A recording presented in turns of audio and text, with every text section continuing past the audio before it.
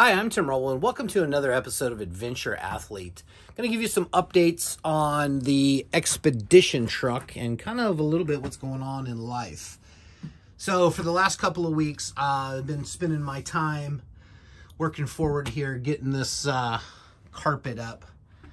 And this whole theater room experience is done with a really nice carpet. And I use a combination of 3M glue and the Milwaukee staple gun that's worked like a champ. Unbelievable how well that works. So I made a decision. I'm going to purchase some plywood. I'm going to do this top area in plywood and get that up. And then I have one last piece of carpet that's going to get stapled up. That'll put this whole room up front in what I will call a done configuration. I still have to run the plumbing to the mini split, but I already have places set up for that to run. That shouldn't be a problem. I've solved all of the issues on the Happy Jack, and the issues being that figuring out where all the wires go, and once I really got to it, it was only like maybe a 5-minute job. I was missing this one cable right here, and if you look at it closely, see if I can get in there, it looks like it's a phone line, but what it actually is an RJ11 cable. And if you use a phone line on this to the controller, the only the down will work. It won't work up. I'm getting terrible lighting off of this, so I apologize for that. But long story short is we're getting close up front here. The theater room, sitting down looking at this 75-inch TV. The Sony 7.2 surround is in place. You know, it's kind of floating in there, and I'll do some L brackets to screw it down. But all the wood paneling's done. I got a little peek hole through there for my water tank, so no little weird stuff to go wrong. One of the things I wanted to do on this this build is, although be an over-the-top thing, but I wanted to keep things very simple, easy to work on, keep the box separate from the truck. So the solder on the box, totally separate for the truck than from the truck. So if you had an issue inside here with power, it wouldn't necessarily affect the issue outside with the truck's power. But just keep pushing. I'm actually down to only working half days, 12 hours. And I'm just pushing final little things to do. There's probably a full month on this left, and it's probably one of those things that's never going to be completely done. I'm sure I'll always find something. But pass-through ended up being really nice as, you know, folded forward as a lookout, like a window sitting in this room. I still have some panels to take care of, cut some wood, get some stuff going there. But all of the, you know, cabinets and everything are in. Everything has its place. Today, I need to cut new rails for the bed lift, because the bed lift is going to go all the way over past here and cycle around the TV. So that means it won't go all the way up. The max height of that was probably going to be right in this arena. But that'll work out all right. I'll get that all figured out and what I got to do to make all of this work. It's what I do. You know, sometimes you're just given a complex puzzle. Sometimes you get everything right, and sometimes you get some of it right. Like if I had to do this Happy Jack over again, I would move it over. I would make it more, you know, maybe start like a foot off and make it come this way versus right there on that rail. You know, chances are we're going to climb up here and sleep this way anyway, so it's not going to be a big deal. Kind of got the bathroom summed up. I got a couple more pieces of wood. I think I had that from last time. I have them cut, ready to go. This has all got the unicorn spit on it, but it has zero poly. I have a couple cases of spray-on poly set and ready to go. And I'm already starting to seal up seams and everything, and I'll get the sink mounted in place and ready to go. I have a neat piece of copper pipe that I've been patinaing outside. Back here, I'm lacking a little organization. These covers are going back on the couches. So with this stove, I had to get a different inverter, and this is a, well, it's a pure sine wave for one, but it's a 120 and 220 volt because my E-line stove and oven actually takes a 220 coming into it. Although it's propane, Some genius figured that out, that and I bought on Amazon the 120 model, which they don't make. They just showed it as a 120 model. But after you have everything put in and welded in the truck, you have no other choice. So I had another opportunity. Some of you guys that are following me on my social media, on my Instagram, I'm adventure.athlete. And I had an opportunity come up the other day that was the worst timing ever. I did not need another project, but ultimately the plan was I was going to sell my GMC Canyon Adventure Truck. And yeah, that's actually listed yesterday on Craigslist, and as well as a few other things. But sometimes when you have an opportunity, like a good plan today is better than a great plan tomorrow or next year, because things like this don't always just fall in your lap. And this is my new Humvee, and it's going to be built into an adventure truck. I just worked through the weekend to get it rhino lined. I love the way it turned out. I have another kit coming for the rhino liner. A few little things I want to touch up, but other than that, I'm really happy with the performance and how everything turned out. I have spray paint on order, so I'm very, very thrifty on what I can use on this. But I got the LED lights on it. I pulled the grill. Looks like I'm gonna have to flip the grill. I got a space in here, and I don't know if that was something that that's just how it is, or if it fits a curve better. I don't really know, but I'll see how that works. But what this is a 6.5 turbo diesel with the 4L80E transmission in it. And it's the 11.5 chassis. Now, you can actually buy a Humvee, you know, several different configurations. The M998s are usually a 6.2 with a 3-speed, which you have only about a 45, 50 mile an hour top speed going down the freeway. And because you're winding them out higher RPMs, they're not great on fuel. So there was multiple configurations. But through my research, I knew I wanted one of the latest models. This is an 1165 with that configuration. So I should be somewhere above 10, I'm just going to say. But everything I read looks like running 40s. I should be getting somewhere in the neighborhood 14 to 16. Not that important to me, but that's a neat thing to know. So as we're doing all of this, the adventure truck is for sale. I have it listed for $120,000. I still need to take some inside pics of it, and then I will have it professionally detailed again, so it looks great for the new owner. But getting back to this, I'm going to do a very quick build with a lot of leftover parts. You know, I bought the Snowmaster for this Oscar Mike build, the LMTV, and my wife really wanted it upright. She didn't want the chest type. So the Snowmaster's going in here. The Dometic oven stove combo is going in here. I have leftover venting and everything for the Cubic Mini that made the next purchase a little bit more inexpensive. I had a extra Max Air fan. I had 3 extra solar panels. So there's a lot of little things that I'm just going to use up my stock on this. That totally makes sense.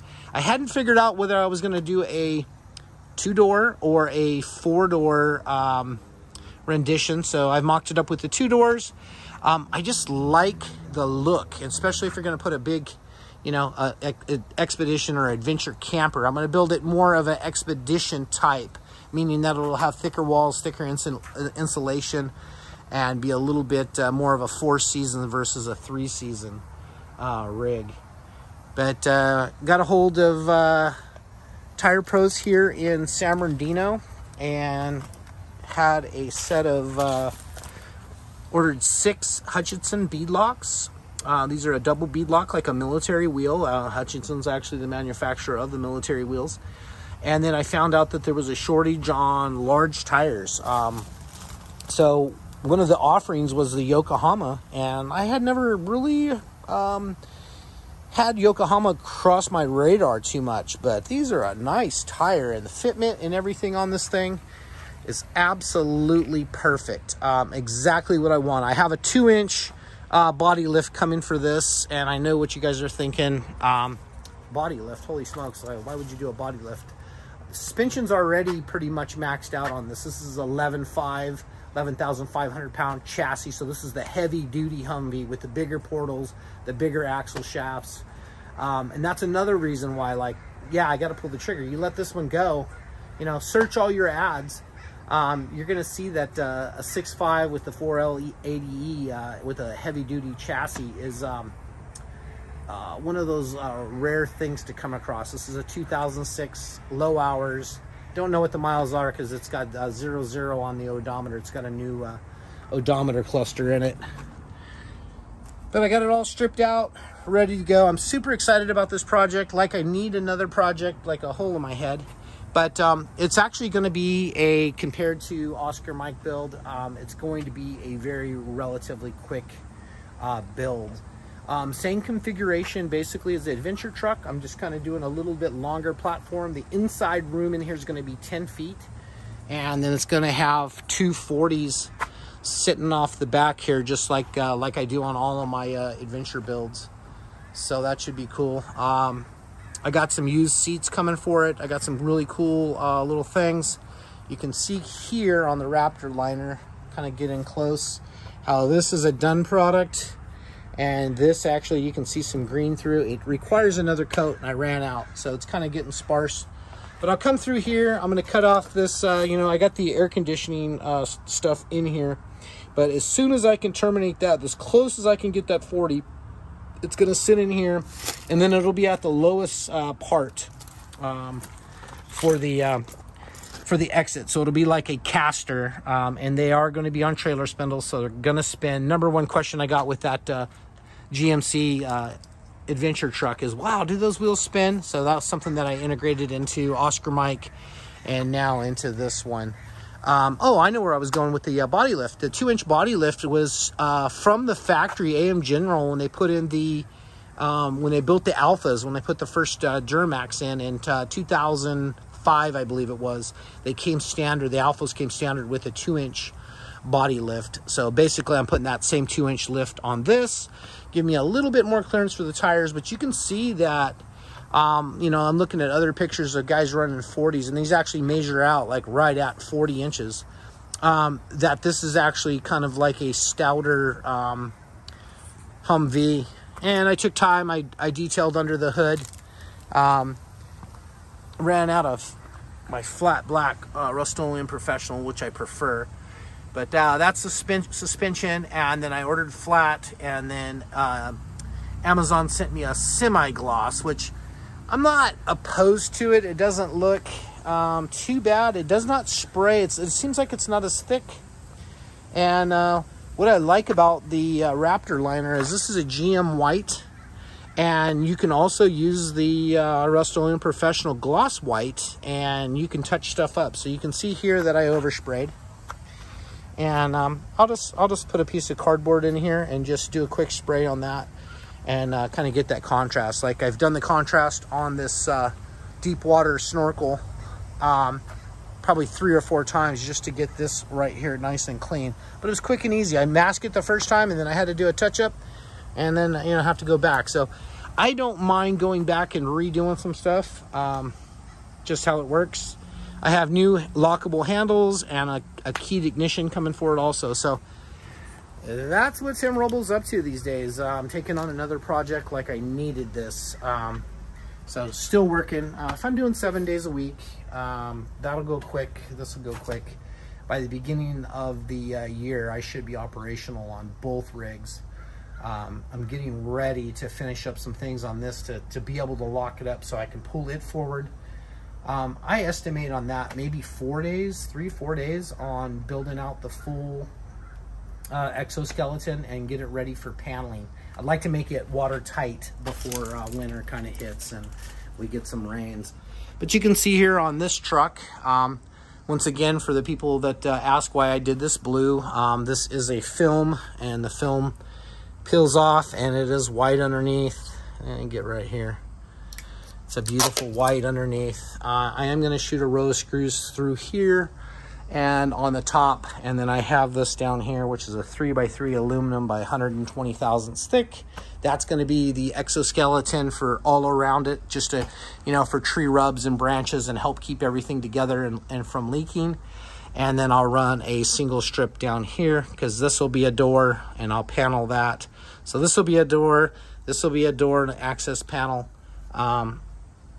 Just kind of doing some of the little bit of the finish up work. Kind of got the yard cleaned up a little bit, looking better. The back shop is, everything's ready to go. Getting stuff unpacked and ready to go. I got to change out the inverters, and that's another thing. So with the 4,000 watt pure sine that I have here, only for 120, and changing this out for the split 120 220, that inverter is going to go into the Humvee project, which I haven't named, and I probably will just call that the Humvee project or the Adventure Truck too. I don't know.